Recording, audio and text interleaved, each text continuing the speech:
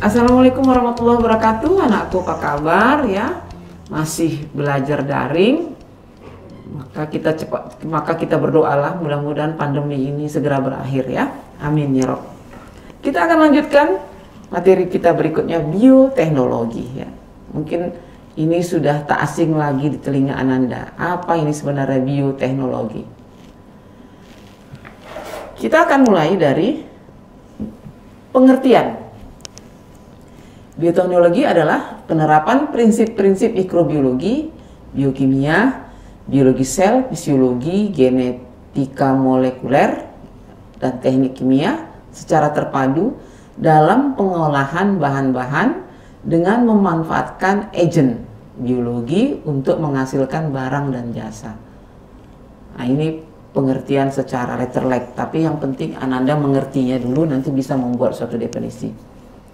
Jadi ciri utama bioteknologi itu adanya agen biologi berupa mikroorganisme, tumbuhan. Mikroorganisme makhluk hidup ya, kemudian tumbuhan atau hewan. Jadi mikroorganisme itu bisa tumbuhan, bisa hewan. Ada dulu agennya. Kemudian adanya pendayagunaan secara teknologi dan industri. Selanjutnya produk yang dihasilkan adalah hasil ekstraksi dan pemurnian. Nah, kita lanjutkan. Bagaimana sejarahnya? Itu pertama ada era bioteknologi, itu yang masih penggunaan mikroba dalam produksi makanan dan minuman yang masih tradisional. Misalnya pembuatan tempe, tape, cuka, dan lain. Kemudian ada era bioteknologi generasi kedua. Yang atas generasi pertama. Ini sudah mulai maju, yaitu adanya bahan kimia seperti aseton, asam sitrat, pengolahan air limbah, pembuatan kompos. Masuk ke generasi ketiga, ini sudah mulai ada sterilisasi, ada produksi antibiotik dan hormon, dan masuk kepada generasi keempat, ini ditemukan oleh Kohler dan Milstein tahun 75 ya, sudah berhasil dengan produk-produk misalnya adanya insulin, interferon, antibodi monoklonal. Jadi ada 4 generasi sejarahnya. Kalau dalam pangan yang sederhana ya, itu pertama misalnya kecap. Jadi agen yang digunakan itu namanya Aspergillus wentii. Nah, itulah kira-kira sampai ke nomor 8 ya. Ada tempe, kemudian nomor 8 tuh ada keju. Jadi masing-masing ada agennya, ada nama mikroorganismenya. Bioteknologi dalam bidang pertanian ini bisa diaplikasikan. Itu adanya varietas bibit tahan hama atau bibit unggul kita katakan ya.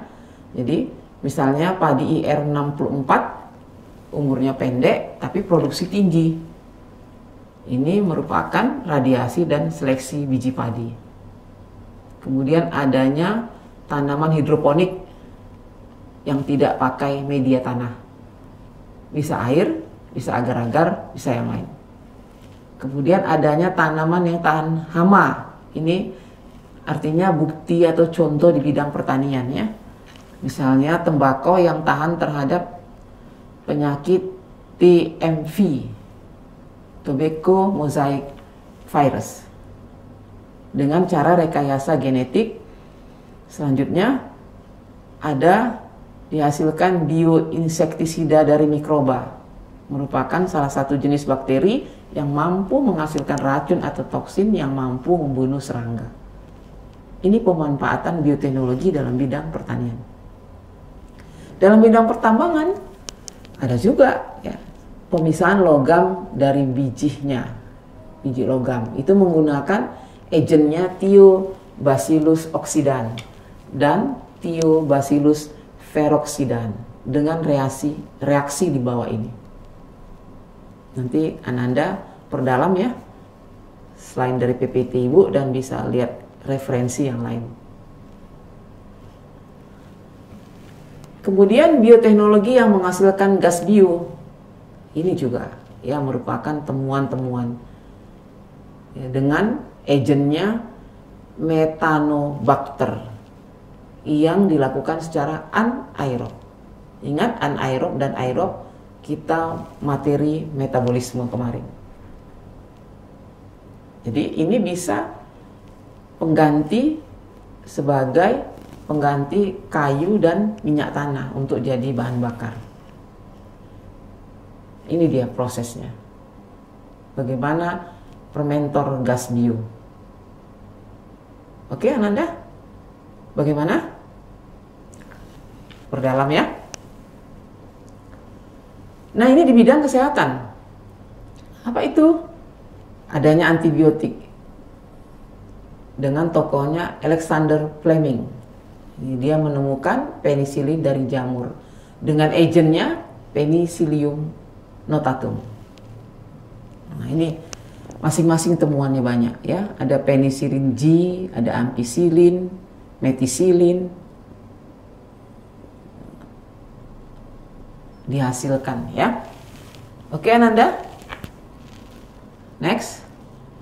Di bidang kesehatan juga ada vaksin. Nah, inilah yang lagi gencar-gencarnya sekarang ya. Ada treatment tracing. Nah, ini dia. Vaksin yang kita gunakan Sinovac. Nah, ini yaitu mikroorganisme atau bagian dari suatu mikroorganisme yang telah dilemahkan sehingga tidak membahayakan. Berasal dari mikroorganisme yang telah dilemahkan atau dimatikan, bahkan berasal dari zat yang dihasilkan mikroorganisme tersebut kemudian dilemahkan. Nih, Ananda sudah divaksin? Kalau belum, tunggu nanti vaksin pelajar ya, itu akan Ananda dapati. Tapi ingat bahwa orang yang berhak divaksin harus punya syarat-syarat tertentu juga ya. Artinya tidak boleh sembarangan juga. Mungkin kalau Ananda rata-rata semua mempunyai kesehatan yang oke. Jadi vaksin itu harus. Seperti waktu Ananda masa usia pertumbuhan dari mulai lahir ya, tanya itu ibu kita berapa kali kita mengalami vaksin yang sempurna ya, mendapatkan vaksin yang sempurna. Ada polio ya, ada cacar dan sebagainya. Ini vaksin yang terakhir adalah vaksin COVID-19 yang sekarang lagi digalakkan oleh pemerintah. Ini contoh-contohnya yang bisa menghasilkan tadi bioteknologi ya, pemanfaatannya bisa menghasilkan tadi apa Ibu bilang, hormon-hormon insulin, interferon. Ini insulin bisa mengontrol gejala seseorang yang menderita sakit gula atau diabetes mellitus. Ini dia. Next, kita lanjutkan. Nah, kemudian di bidang kesehatan masih ya, ada bakteri yang mampu memproduksi vitamin B12.